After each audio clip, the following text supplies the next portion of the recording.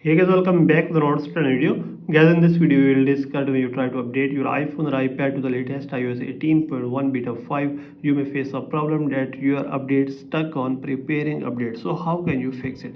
So guys, we can fix it very easily. So simply you may just go back, and first of all guys, you may just open the settings of your iPhone or iPad, and guys, you will make sure that you have an active internet connection.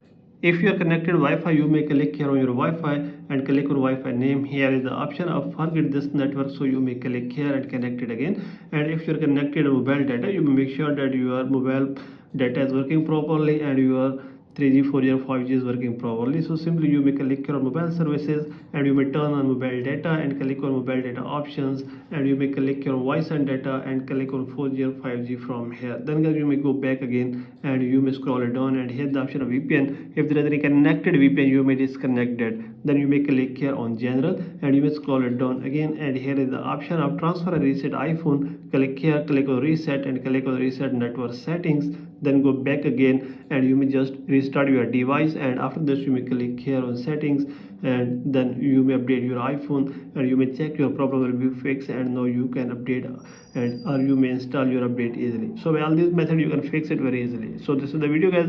For more videos please subscribe our channel.